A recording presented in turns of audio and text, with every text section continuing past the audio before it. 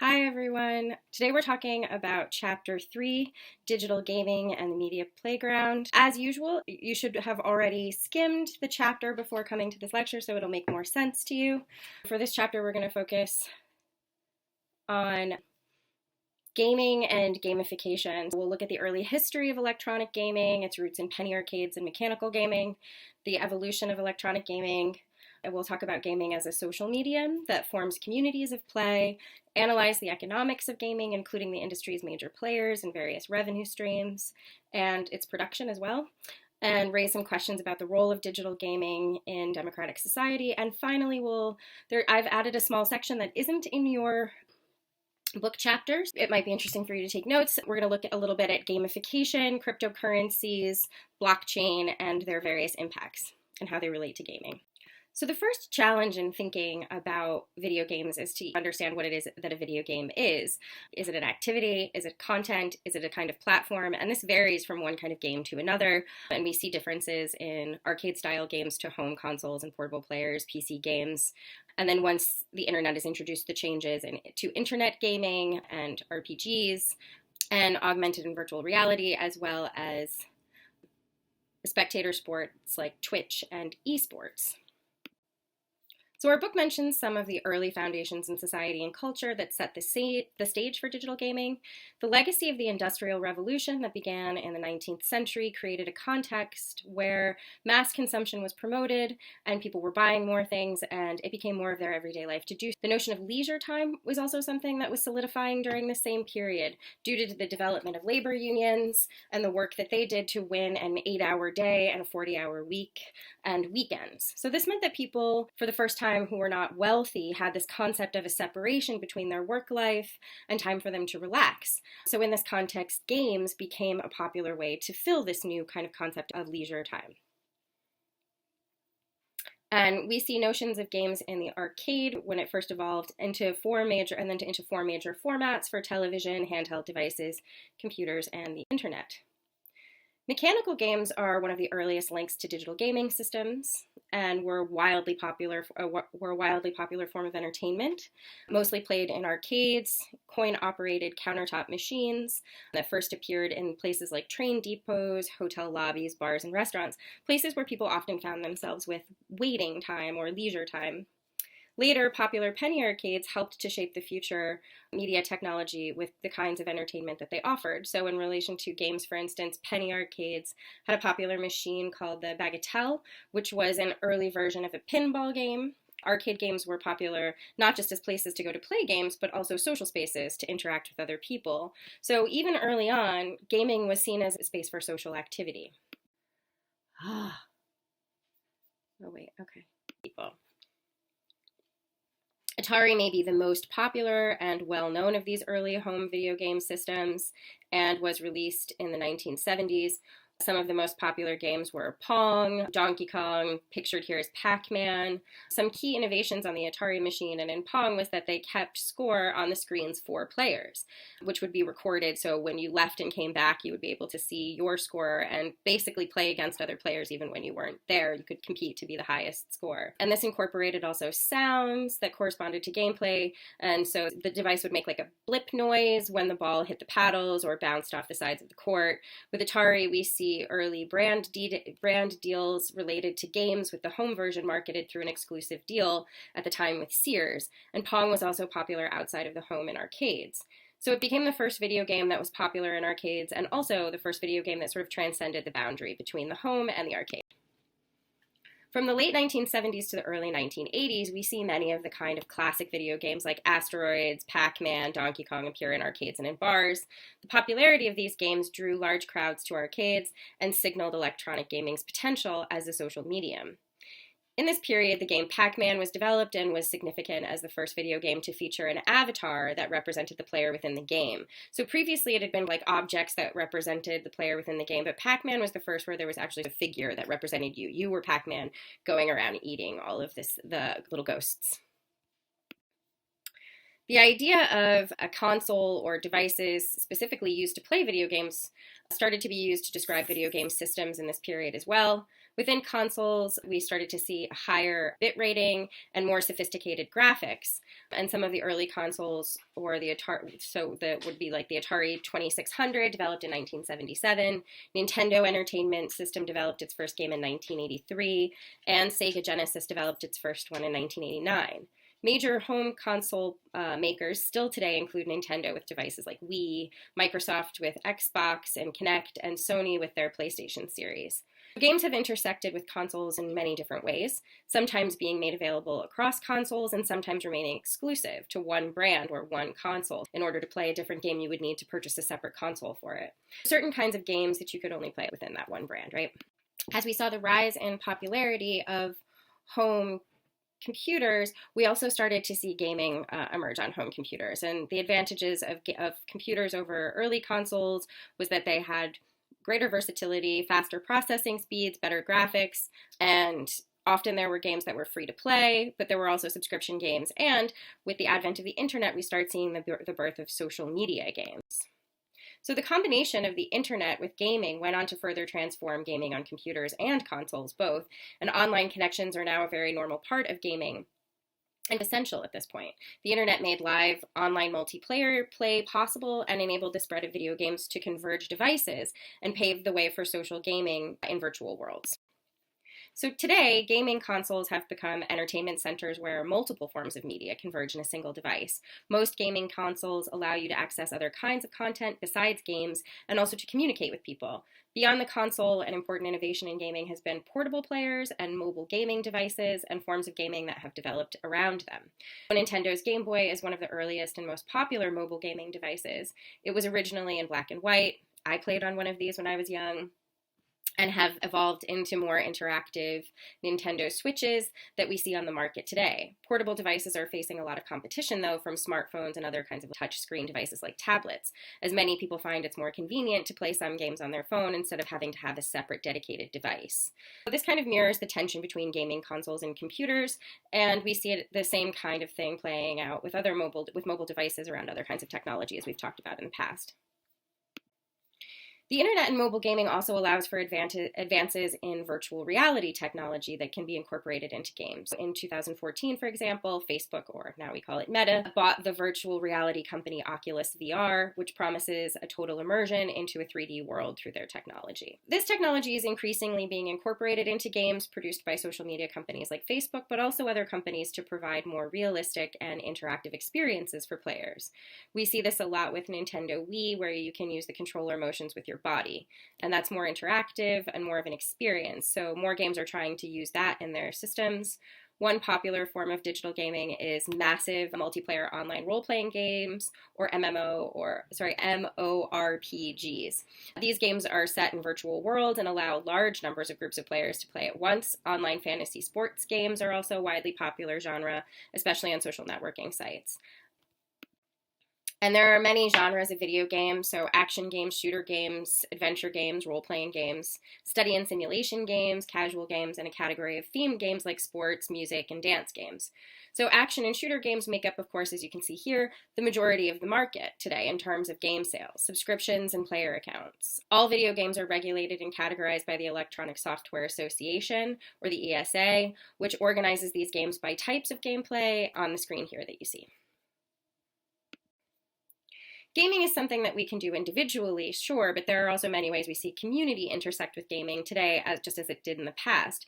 So inside many games, there are forms of group play like pickup games, guilds, or clans, games that allow groups to play into communities through voice and text within the game to one another, giving these games a very social aspect. There are also many places and ways that we can access these games as well, including pay models, so your game stores and forms of digital distribution are all currently used on the market today, with more and more games becoming digitally accessible for purchase and download. And many of these games add to the social aspect of gaming as well, because they're more accessible to a greater number of people to download on their phones or mobile devices or on computers in order to connect with people. Outside of the games themselves, there are also many communities centered around gaming as an activity. So these groups often create collective intelligence events, places where gamers can share knowledge and ideas with one another.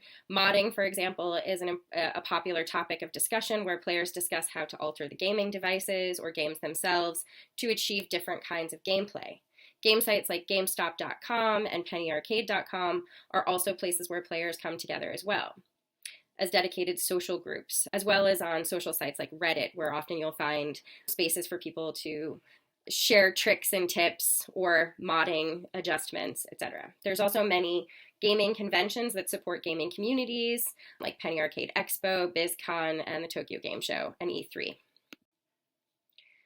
Digital gaming has impacted media culture, of course, beyond the gaming industry. For example, fantasy sports leagues have spawned a number of draft specials on ESPN, on a regular podcast on ESPN Radio. We see games being turned into movies, and video game spin-offs are common for blockbusters and in the other direction. And comic books and animation have also inspired many video games, and sometimes in the other direction as well. Finally, gaming itself has become a highly popular competitive activity with the rise of esports and spectatorship of sports through things like Twitch. A multiplayer video game can be played competitively for spectators, typically professional gamers. Spectators can either be in a live audience or they might be part of an internet audiences. And they're played much like an athletic event and follow certain rules. There's a referee that officiates the game. There are sportscasters whose profession is to comment on the game, explaining what's happening in real time. And esports, following this trajectory of traditional sports, colleges and universities have actually begun recruiting and offering scholarships to esport athletes that are often underwritten by major big media contracts. The first video game there's some history to this. So the first video game tournament was held in 1972, and developed leagues and tournaments grew in the 1990s. The first 24-hour cable gaming channel was developed in South Korea in 2014. Robert Morris University was the first U.S. university to offer a college scholarship to esports athletes. And esports can now be like a medal event even in the 2022 Asian Games, which is the world's largest multi-sport event except for the Olympics. And all of this is even further developed by streaming has become one of the most popular forms of online entertainment today. Sites like Twitch, YouTube, and Mixer are capitalizing on a trend of live streaming and merging another form of media, video games. The video game industry was a $138 billion market in 2018, and there's one live streaming platform that is beating out the competition for live streaming gaming, Twitch. Views for that either online or on TV.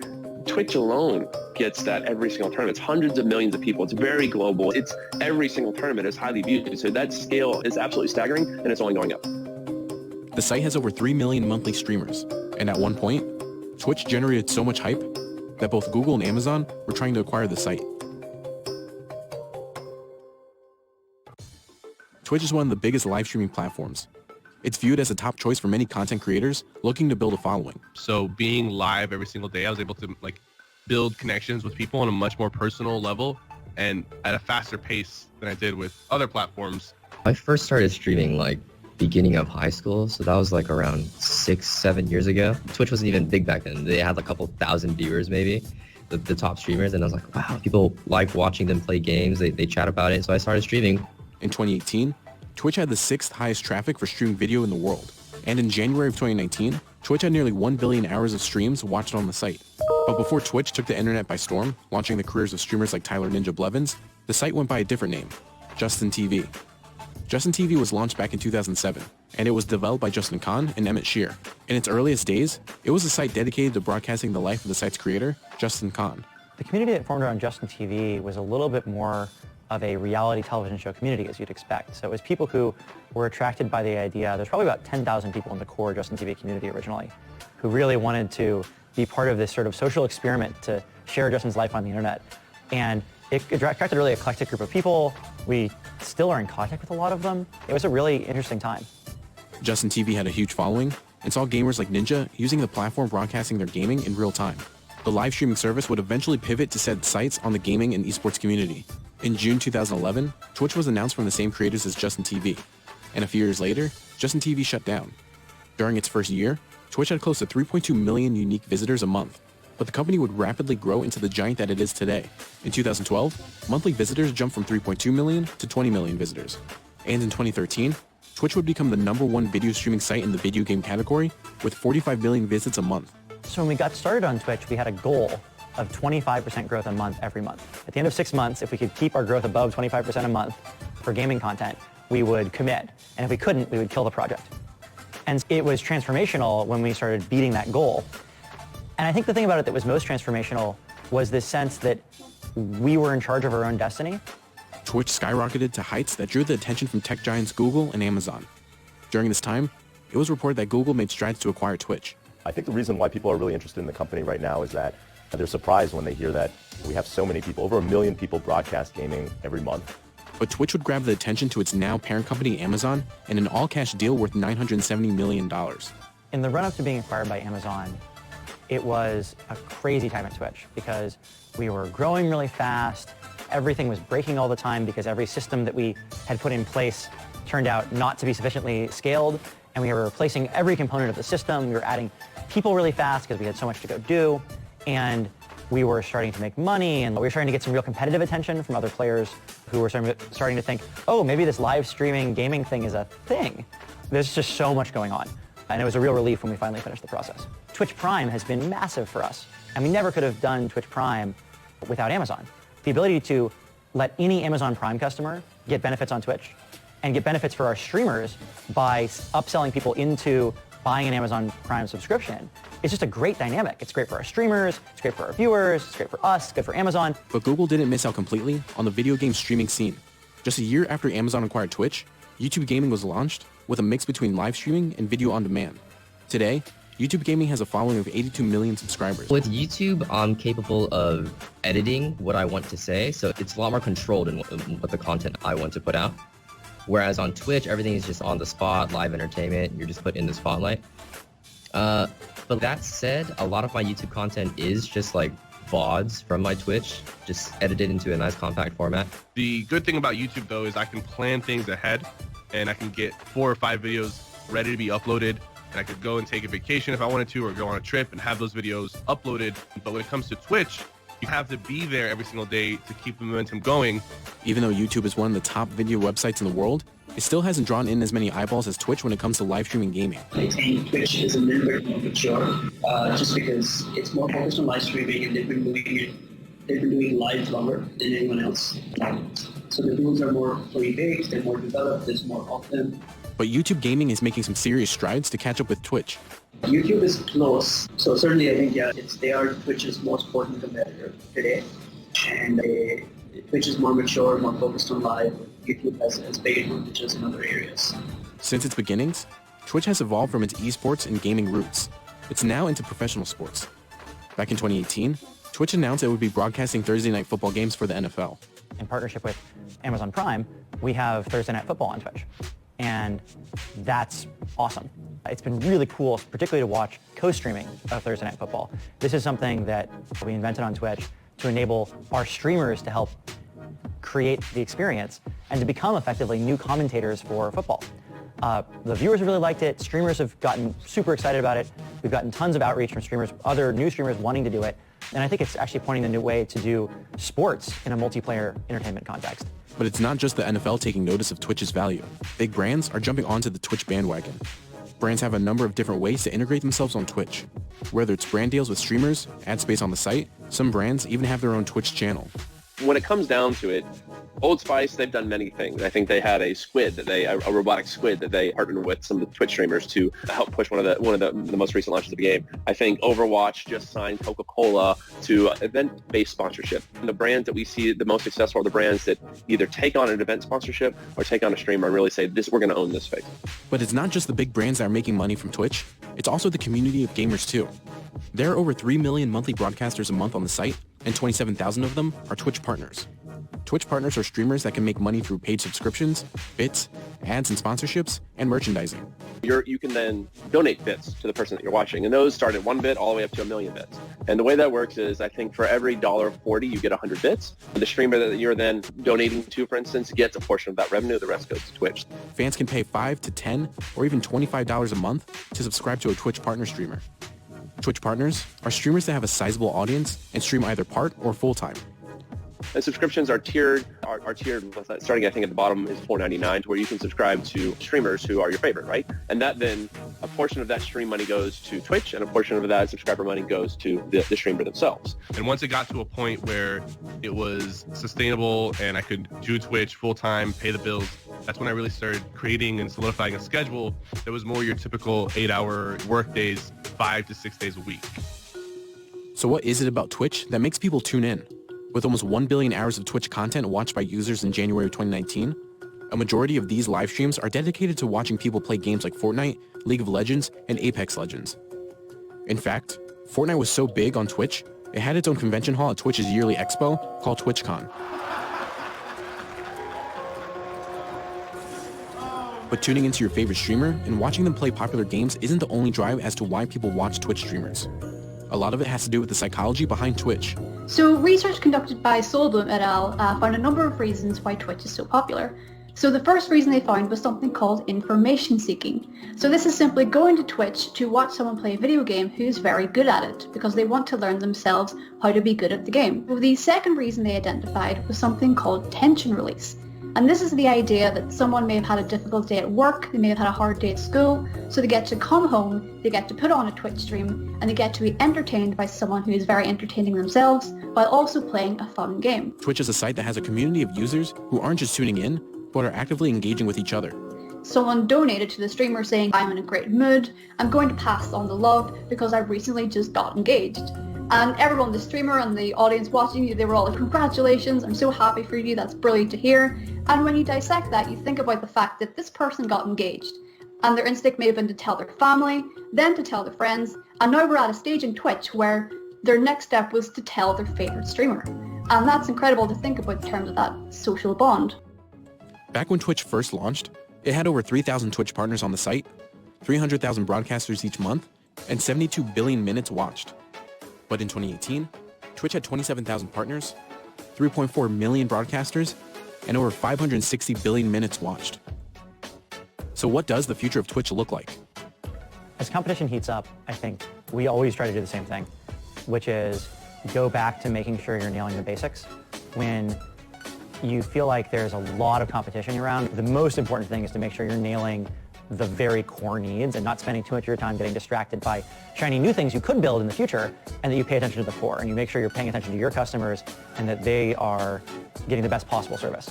Because every Twitch streamer has a choice where they go, and we're very grateful that they choose to stream on us, but we're also very aware that we're not the only people you can do it on. And I actually think that's healthy. I think it's good. I wouldn't want Twitch to be the only place you can stream live video. I don't think that would be good for our streamers, and I actually don't think it would be good for Twitch in the long run. I think you get lazy and sloppy when you don't have any competition. And I think I'm excited to see what competitors launch a lot of the time, because sometimes they innovate on things. I like to think we innovate the most.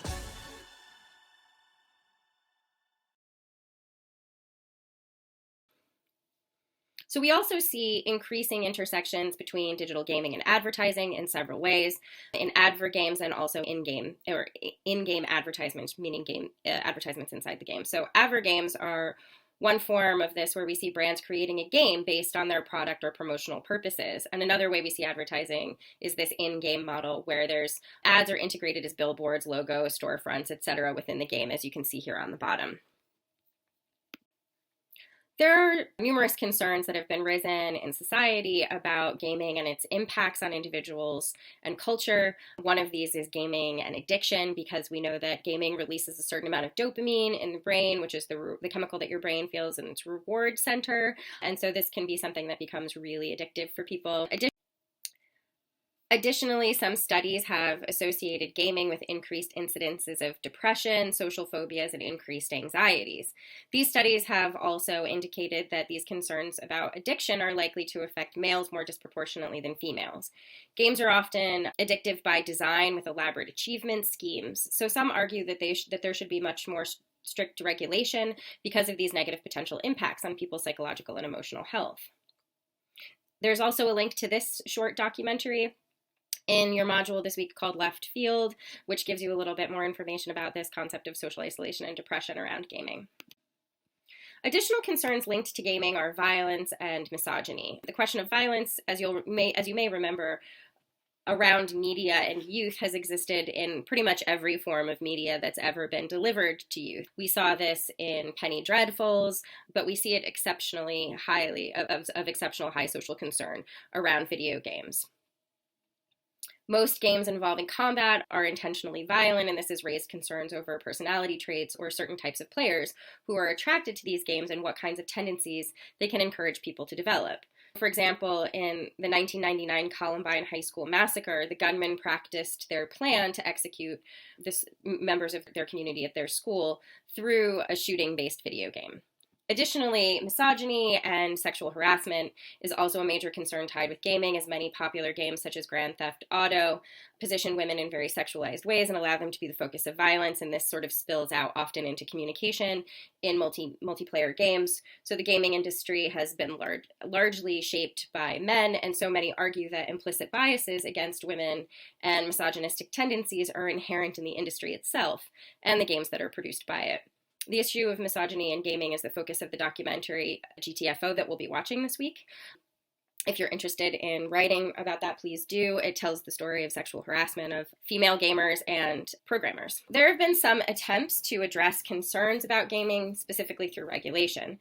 In the late 1970s, a game called Death Race spurred the first public outcry over violence in gaming and produced calls for games to be classified and rated based on their content. And this led to the establishment of the ESRB, otherwise known as the Entertainment Software Rating Board, which labels games based on their sexual and violence content, which allows them to be sold only to a specific age group. And you'll see here, so the first attempt at this was 1993. The next attempt of this was in 1993. The Senate held hearings regarding concerns about the effects of violent video games, especially on young people. The gaming industry implemented a self-regulation system. These don't necessarily line up particularly well, but they were designed to inform parents about sexual and violent content. And these were voluntarily constructed by the gaming industry as opposed to the ESRB. California law was proposed after ratings were implemented in 2010. California proposed to restrict the sale or rental of violent video games to minors and implemented fines for stores that didn't comply. In response to all of this fear and anxiety about the effects of video games, I wanted to introduce a short video, again linked in your module for this week, by Daphne Bavelier, trying to argue that despite all of these fears and anxieties, there's also a lot of potential good that comes out of gaming and game spaces for different kinds of mind frames. It's a great short little documentary as well, a TED Talk if you want to check that out as well. Much of the ownership in the gaming industry remains the same today in terms of those making devices as it has historically, but there has also been more diversity in game publishers in recent years. There are more independent companies and crowd-funded games getting developed. The game Invictus, for example, was an entirely crowd-funded game that became widely popular in mobile gaming, and this has provided an entry point for independent game developers, and also for different kinds of developers. The cost of entry has decreased substantially with these different kinds of development potentials, but it still has its limits as time and money are still needed for game development, specifically a lot of time. So for instance, the gaming industry follows a certain kinds of series of development stages that have remained consistent. So this involves designing, coding, scoring, testing the game, licensing, and then on the post-sale end, you see how this manifests into royalties to console manufacturers and issues related to intellectual property. The making of games often exceeds the development costs, right? So you can see here, this is the cost of a $60 game. It shows you where that cost is all going. As licensing and marketing costs in particular have risen, game developers are paying less for game development, so they're paying their developers less. At times, taking the free labor of gamers themselves to help with developing and testing games to cut costs, asking developers to do this work on spec is one of the ways that's called, instead of paying dedicated teams to do this. So there are also still many structural barriers to the involvement of women, people of color, and queer people and their interests and representations in video game making and the content that gets created on the other end. Increasingly, it seems as though trends in gaming technology are indicating that games will continue to become more immersive and more portable. We're also seeing a great deal of gamification, and gamification means the embedding of interactive game experiences into real life and into other kinds of processes and other forms of media. to bring competition and rewards into many other applications and technology. So we see this in workforce training technologies and applications. It's becoming more and more common in classrooms. Anyone who's had to sit through a class with an iClicker has like some small experience of this.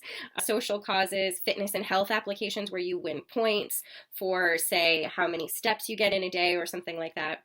Practices like this are increasingly forms of gamification. Our book doesn't really get into this super deeply, but I did want to talk to you guys a little bit more about gamification and its relationship to forms of digital technology like blockchain and cryptocurrencies, and to look at some of the impacts of this kind of gamification. I'm going to do a short introduction to what blockchain is, how it connects to gamification, cryptocurrencies, and NFTs, and finally we'll look briefly at the material and labor impacts of that. Various industries are embracing gamification or the use of gaming and game design techniques to engage their users better. So instead of just providing coupons, for example, renewable points and discounts, businesses are now spicing up their marketing campaigns using cutting-edge technologies to realize engaging risk and reward mechanisms. And a lot of this is because of the expansion of blockchain and its power to create secure record keeping and enable transactions through cryptocurrencies. And this is what makes it suitable to gamification. Blockchain works like this. Forgive me because this is not my specialty, but we're going to get through this together. If you have data and you imagine that you put that data on a block and that block is then encrypted with a specific code, when you add a new block with that new data, the data is also encrypted based on the result of the previous block. What this means is that each block relies on the encryption of the block before it. What makes this important is that if you change something on one block, it will invalidate every block after it. So you can't hack into a single block alone and take the money, right? This isn't real money yet. This is still ledgers. It's a record of money, but you can't hack it, right? So people are really invested in blockchains because of its security, because of its publicness, and because it doesn't belong to any particular bank or other institution. So it's extremely secure and known as a write-only script. So it can't be altered the way that other forms of currency can be in ledgers, say of banks, for instance. So in the process of gamification, rewards from certain games and gamified campaigns will create virtual assets. Starbucks, for instance, has recently run a promotional gamified reward system where the more you spend at Starbucks, the greater your rewards get. And the way they keep track of that is through a blockchain. So for video games, items can be acquired by successfully finishing assignments or by conquering rivals. And these digital items can then be made accessible to a participant or tied to a particular account. And so it becomes a kind of ownership. And this then moves us into cryptocurrency, because often these points get then translated into applicable currency in the world. Okay, so cryptocurrency is when the data on the block is a ledger of money. That means that it's a record of who is owed what. The cryptocurrency itself is not the money, it is a marker of money, a marker of value in other places. There are numerous kinds of cryptocurrency. There's Dogecoin, there's Bitcoin, there's Stellar, Ripple, there's a whole bunch of different kinds. Dogecoin was a cryptocurrency that was created as a joke by software engineers, but nonetheless, I think there's about $29 billion worth of Dogecoin available at the moment in the world. And so then the next step from cryptocurrencies and Bitcoins and Dogecoins is something called Ethereum and NFTs. And so what that is when the data on the blockchain is not merely a record or a ledger of a financial obligation. It is instead a smart contract. It is an automatically generated contract. So it automatically executes a contract rather than just recording financial information. So it allows for exchanges, like a digital vending machine. You put in some kind of coin and you get something in return. So basically a button is pushed and enough cryptocurrency is available, then an automatic contract is executed and a purchase is made and ownership is triggered. Now, what marks an NFT as unique? What NFT stands for is non-fungible tokens. So these are tokens of unique value, unlike traditional or even cryptocurrencies, which can be divided up and used to purchase other things. So a single dollar, if I have a dollar, that can be broken up into 4 quarters and it can be used to purchase anything. An NFT is unique and can't be broken up and can't be used to purchase something else. It could be traded for money that can be broken up, but it itself cannot be. It has unique value. We see the rise of NFTs in the last several years, primarily around things like digital media. This image that you see here, this one right here, is a collection of an artist's whole work, and this is an NFT that I think was purchased for some insane number of millions of dollars. I can't recall.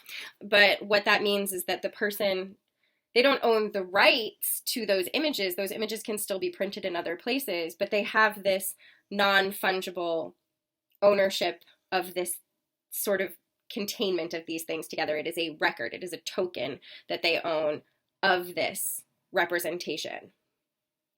I know this is, for me, it's tricky to wrap my head around. It might make more sense to you guys because it's part of the world that you're all growing up in, but for me, it's still hard to wrap my head around. So forgive me if I'm explaining things you already know. Okay, the next thing to think about in all of this is the fact that this has very real ramifications, right? So if you think about what blockchain is, it's a collection of data that needs to be kept in servers. So that means that there's an incredible amount of physical space and physical resources that are mined, not to mention an enormous amount of energy that's used to keep these things constantly running so that these records stay active 24/7, 365 days a year, into eternity, presumably, right? And related to this is also something called Bitcoin mining, which is the process by which new Bitcoins are entered into circulation, and it's also the way that new transactions are confirmed by the network. And it's a critical component of the maintenance and development of a blockchain ledger. We see how this goes, right? One thing I wanted us to think about that our book, I think, curiously doesn't really ask us to address that much is what are the impacts of digital commerce and blockchains and this process of gamification? How and why is cryptocurrency mined is an important conversation. And we see here, this is a representation here on the bottom of a small town in Iceland that has become central to cryptocurrency mining. And I sent you guys an article to read for this week looking at what the impacts of this are. To the left of this, we also see people who are what are called gold farmers, people who specifically play video games for the purposes of earning points within these systems of blockchains for other gamers to use so that they can advance through games without having to devote that many hours to play. So that's an interesting representation of the way real currency and cryptocurrency and value within a blockchain system move back and forth.